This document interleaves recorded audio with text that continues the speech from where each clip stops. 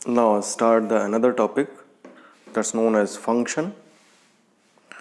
हम लोगों ने कल डिस्कस किया था, करीब 20th एग्जाम्पल तक कर लिया था। 20 के बाद जितने एग्जाम्पल्स हैं आप लोग कोशिश कीजिएगा और ट्राई कीजिएगा। और देखिए उसमें कई क्वेश्चन हैं जो हमें अभी लगता है कि आप फर्स्ट अटेम्प्ट में बहुत अच्छे से करने में थोड़ी दिक्कत होगी, बट हम थोड़ा आगे बढ़ रहे हैं, है ना, फंक्शन करने चल रहे हैं। आप उनको कीजिएगा, फिर इसके बाद एक दो लेक्चर इसका हो जाए तो फिर हम लोग उस पर डिस्कस करेंगे। तब तक आप उसे घर में करते रहिए। Now we are going to discuss about functions. Function क्या है? अब यहाँ कहा जा रहा है कि फंक्शन आपने क्लास 11th में देखा था। In class 11th we studied functions along with their domain, codomain and range. Domain क्या होती है, कोडोमेन क्या होती है, range. Functions are special case of relation. ठीक है, तो याद होगा हमने शुरू में ही आपको कहा था कि सेट है ना, सेट थ्योरी, सेट से ही बनेगा रिलेशन, जो अभी हम लोग डिस्कस कर रहे थे। और इसी रिलेशन पे अगर हम रिस्ट्रिक्शन करेंगे तो बनेगा फंक्शन। ये हमने आपको ओवरलाइन एक आपको आइडिया एक दिया था कि first of all there is a concept of set. Sets का ही जब कार्टेशियन प्रोडक्ट लिया, मतलब दो सेट का मल्टीप्लिकेशन किया, दैट्स कॉल्ड कार्टेशियन प्रोडक्ट, तो उससे हमें मिला रिलेशन। और रिलेशन पे जब हमने रिस्ट्रिक्शन लगाई तो हमें मिला function. What type of restriction, है ना, यहां तो समझ में आया कि सेट को कार्टेशियन प्रोडक्ट किया तो हमें मिला रिलेशन, है ना। जैसे देखिए हम एक बार थोड़ा सा बैक में चलते हैं, है ना, और ये देखते हैं कि सपोज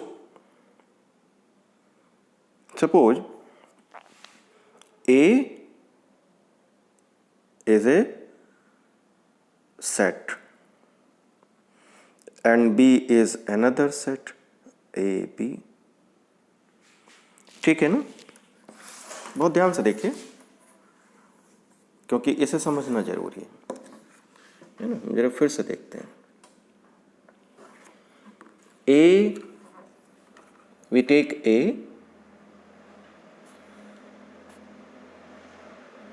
B and B 1 2, ये सेट लिया।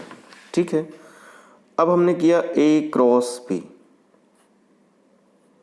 A cross B, sorry that is A cross B।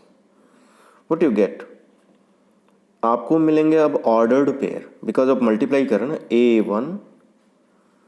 A1 A2 B1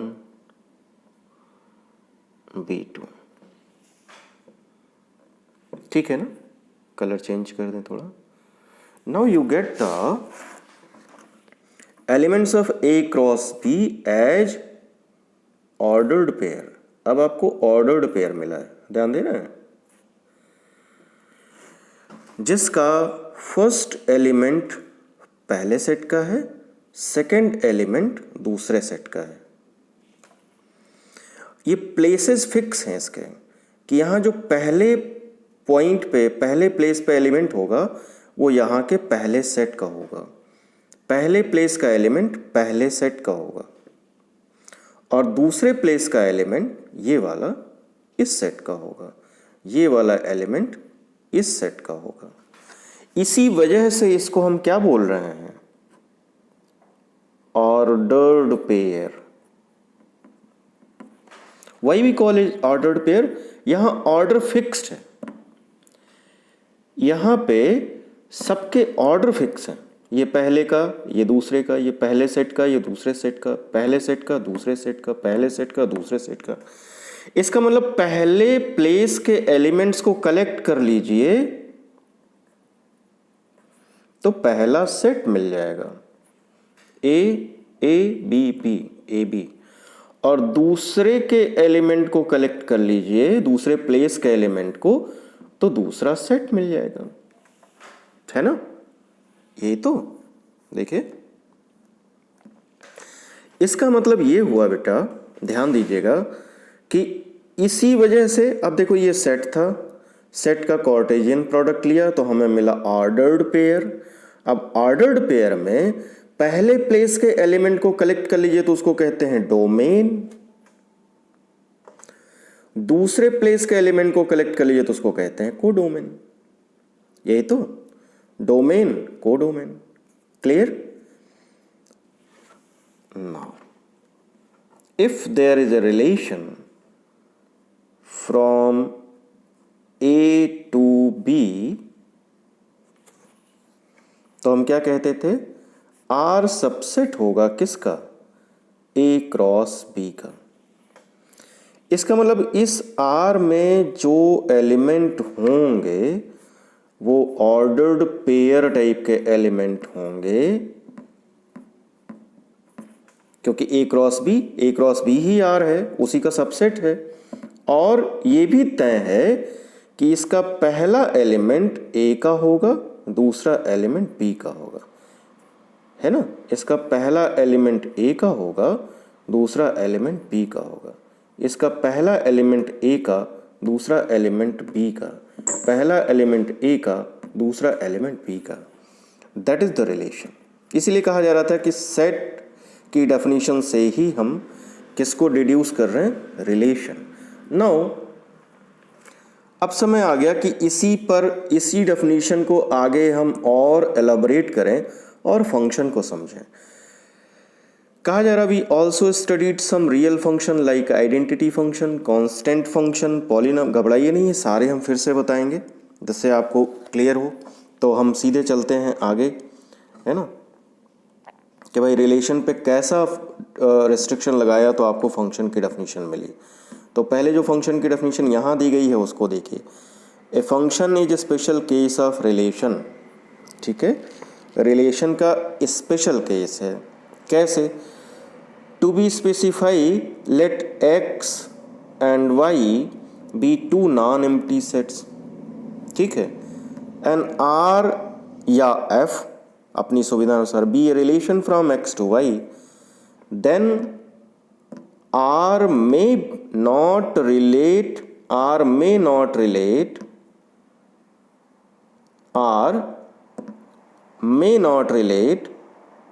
an element of X to an element of Y, or it may relate an element of X to more than one element of Y। बहुत ध्यान से देखिएगा। But a function, ये relation के बारे में बताया जा रहा है। But a function relates each element of X to unique element of Y। हम इसको आपको दूसरी तरीके से बताते हैं। मान लीजिए मान लीजिए ऐसे ले लीजिए, ठीक है, यहां पे 1 2 3 A B C। अगर रिलेशन हम डिफाइन करेंगे तो रिलेशन कैसे डिफाइन करेंगे, 1 A से भी रिलेट करेगा, 1 B से भी रिलेट करेगा, 1 C से भी रिलेट करेगा, है ना। कलर चेंज करें थोड़ा तो फिर आपको बताते, 2 1 से भी रिलेट करेगा, 2 A से भी रिलेट करेगा, 2 B से भी रिलेट करेगा, और 2 C से भी रिलेट करेगा। ये रिलेशन बन रहा है, ध्यान दीजिएगा। ऐसे ही हम देखें, 3A से भी रिलेट करेगा, 3B से भी रिलेट करेगा, और 3C से भी रिलेट करेगा। If there is a relation from A to B, तो रिलेशन में क्या होगा, A का हर एलिमेंट B के एक या एक से ज्यादा एलिमेंट से रिलेट करेगा ही करेगा। That is the relation. तो कौन से रिस्ट्रिक्शन लगाएं कि ये रिलेशन फंक्शन बन जाए, रिलेशन बिकम्स फंक्शन। तो कहा गया, यहां पे ध्यान दीजिए, यहां पे कहा गया, क्या कहा गया कि but a function relates each element of x to a unique element of y. Function क्या करेगा, each element of x to unique element of Y.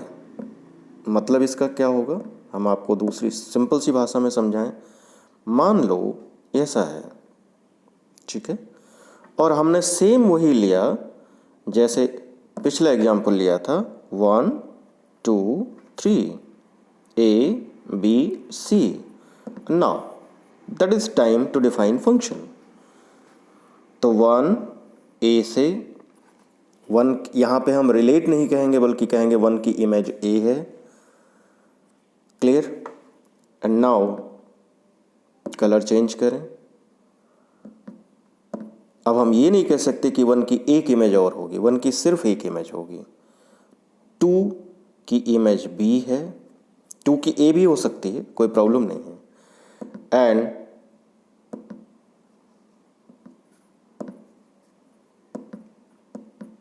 3 की इमेज C है। या ऐसे हो सकता है, यहाँ 3 एलिमेंट हैं, यहाँ 2 एलिमेंट हैं, यहाँ भी 3 एलिमेंट हैं, इसकी भी इमेज यही, इसकी भी इमेज यही, इसकी भी इमेज यही। ठीक है, यानी यहाँ के तीनों एलिमेंट की इमेज एक ही है।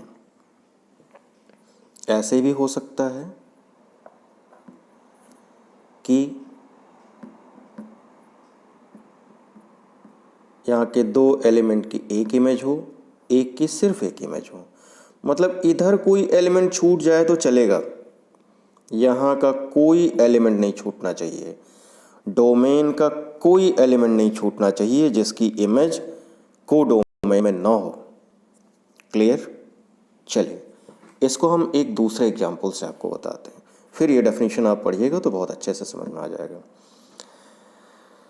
चलिए ये ले लीजिए, 2 सेट्स बनाइए, ठीक है, 2 सेट्स बना रहे हैं हम। कैसे? एक में दुनिया के सारे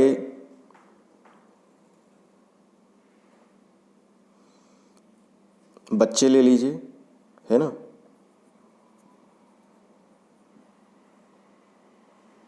चिल्ड्रंस, और एक में फादर ले लीजिए।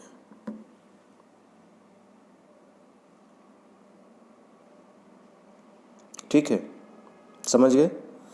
सारे चिल्ड्रंस हो गए, सॉरी बहुत ध्यान से समझिएगा, फंक्शन इज़ वेरी कंसेप्चुअल, है ना, बट एक बार समझ जाएंगे तो आ जाएगा। इसमें हमने क्या लिया था, चिल्ड्रंस, और इसमें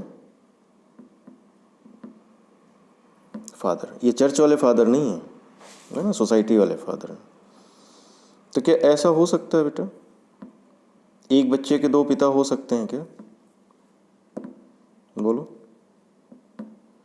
नेवर। ठीक है, अच्छा ये तो हो सकता है, 2 बच्चों के एक पिता तो हो सकते हैं, होते हैं, भाई लोग होते हैं। ठीक है, अच्छा यहाँ कोई ऐसा बच्चा हो सकता है जिसके पिता ना हो? सोसाइटी की बात हो रही, किसी अवतारी पुरुष की बात नहीं हो रही, पॉसिबल नहीं। यहाँ कोई ऐसा एलिमेंट हो सकता है ना जिसके यहाँ बच्चे ना हो? बिल्कुल हो सकता है, बहुत सारे घरों में बच्चे नहीं होते हैं, फादर बिना बच्चों के होते हैं, लेकिन कोई चिल्ड्रन बिना बच्चे के नहीं होगा। एक बच्चे के 2 पिता, नेवर। अब आते हैं डेफिनेशन पे। आपको हम डेफिनेशन एक लाइन में बोलते हैं, ध्यान दीजिएगा। ईच एलिमेंट ऑफ एक्स, इसको एक्स बोलिएगा और इसको वाई बोलिएगा। ईच एलिमेंट ऑफ एक्स, यहाँ के हर एलिमेंट की, has, each element of X has unique image, कहाँ पे? In Y. Each element of X, each element of x has unique image in y, that's called function. फिर से बोलते हैं each element of x has unique image in y. Unique का मतलब क्या है? एक एलिमेंट की दो इमेज नहीं होगी। चिल्ड्रन फादर याद रखिए। Now come to the definition what he define, but a function relates each element of x, each element of x आ गया, to a unique element of y। यहाँ इमेज अभी नहीं बोल रहे हैं, बाद में बोलेंगे। to a unique element of y we have। now come to the definition, specific definition। क्या कहता है? if x and y two non-empty sets, then a subset f of x cross y या x into y is called function or mapping or map from x to y if and only if, ध्यान दीजिएगा, if and only if for each x, यानी अगर ये x है तो इसके हर element के there exists a unique image in y। Her x की एक यूनिक इमेज हो, यानी एक x की दो इमेज ना हो, हर x की एक यूनिक इमेज हो, such that x y in f, it is written as f from x to y। I think कुछ क्लियर हुआ होगा, ठीक है। फिर से एक बार देखो, बहुत ध्यान से देखिएगा। If x and y are two non empty sets, then a subset f of x cross y। x cross y मतलब क्या है? x क्रॉस y मतलब x और y का कार्टेशियन प्रोडक्ट जिसमें ऑर्डर्ड पेयर होंगे, है ना? ऐसे ही तो लिखे जाएंगे ना। तो कह रहे हैं कि x के हर एलिमेंट की y में एक यूनिक इमेज हो। Each x in x there exist a unique y in y, यानी that is x and y, there is a map, each x in x there exists a unique y in y। इस y में एक unique y मिले यहाँ के हर x के लिए, इसके हर x के लिए यहाँ पे एक यूनिक y मिले। क्लियर? चलिए, कुछ कह रहे हैं? क्या कह रहे हैं? Thus a subset f of x cross y। ध्यान दीजिए, हमने जब रिलेशन की डेफिनेशन दी थी तब भी तो यही कहा था कि x क्रॉस y का R एक सबसेट है। यहाँ भी वही कहा जा रहा है, a subset of x cross y is called function from x to y if and only if for each x in x there exists y in y such that x y in f and no two different ordered pairs have the same first component। अब बात समझ में आई आपको? मतलब ये नहीं हो सकता a1 a2, ये फंक्शन है, देखते ही काट दीजिए। क्यों? क्योंकि किन्हीं भी दो ऑर्डर्ड पेयर के फर्स्ट कंपोनेंट सेम नहीं हो सकते। फर्स्ट कंपोनेंट, इसका मतलब ये होगा ना कि इसकी इमेज ये है और इसी की इमेज ये। एक एलिमेंट की दो इमेज कैसे हो सकती है? एक एलिमेंट दो इमेज, एलिमेंट यूनिक इमेज की बात हो रही है ना। वही कहा जा रहा है यहाँ पे, ध्यान से देखिए, कहा जा रहा है कि no two different ordered pairs have the same first component. Two different ordered pairs का फर्स्ट कंपोनेंट सेम नहीं हो सकता। क्लियर? नाउ फिर देखिए, in other words a function from x to y is a rule और correspondence which associates to each element of x a unique element of y। x के हर element को y के यूनिक एलिमेंट से क्या करता है? एसोसिएट करता है, एसोसिएट करता है। That is function. ठीक है। अभी कह रहे हैं कि फंक्शन को मशीन की तरह सोच सकते हैं आप। बिल्कुल। A function f can be thought of as a mechanism, a device which gives a unique output fx to every input x। हर इनपुट x के लिए एक आउटपुट fx देगा, है ना। ऐसे कहते भी हैं, देखो मान लीजिए that is x and y। तो अगर यहाँ x है तो through f there is a fx। ये क्या करेगा? फंक्शन x को fx में कन्वर्ट कर देगा और इसी fx को हम क्या कहते हैं? y कहते हैं। ठीक है, हर x के लिए एक y मिलेगा और y equal to F x होगा। ठीक है, चलें थोड़ा आगे बढ़ें। What is the definition of image? What is image? The unique element y, है ना, ये ध्यान से देखिएगा, ये x है, ये y है, that is x, that is y।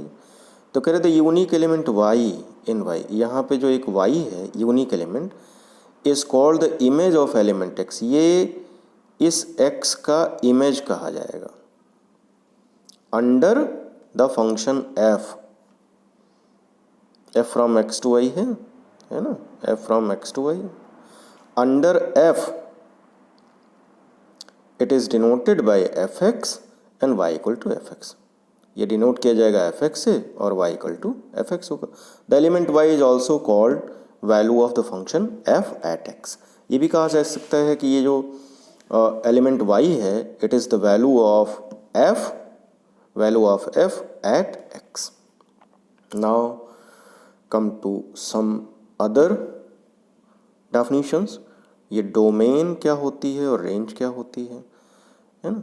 Late f be a function from x to y, then x is called the domain of the function and the y is called the codomain। हमने अभी आपको बताया था ना कि अगर अभी गोलों का बहुत मतलब है, x से y में एक फंक्शन है तो ये होगा डोमेन और ये होगा कोडोमेन। y होगा कोडोमेन, x होगा डोमेन, वही बात कही जा रही है। ठीक है, अब ये कह रहे हैं कि मान लो the set consisting of all the images of element of x under the function f is called the range of f and it is denoted by F x.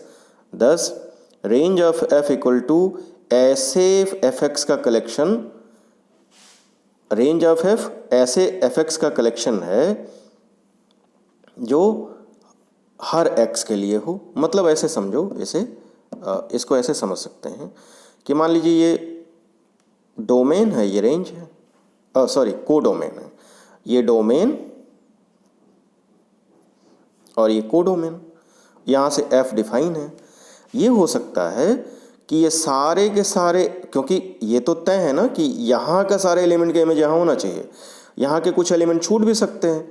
अब मान लीजिए कि इतने में ही मिल गया इनको इमेज, समझ रहे हैं, कलर दूसरा ले लें, इतने में ही इमेज मिल गया, बाकी अभी रह जा रहे हैं, ये वाला पोर्शन रह गया, यानी यहाँ जो एलिमेंट थे रह गए। तो ये जो इतना है ना, इसी को हम कहते हैं रेंज ऑफ f, यानी सारे के सारे मैप का क्या मिल गया। इसको हम आपको समझाते हैं एक दूसरे तरीके से। एक हम फंक्शन लेते हैं, फंक्शन ले लेते हैं एफ एक्स इक्वल टू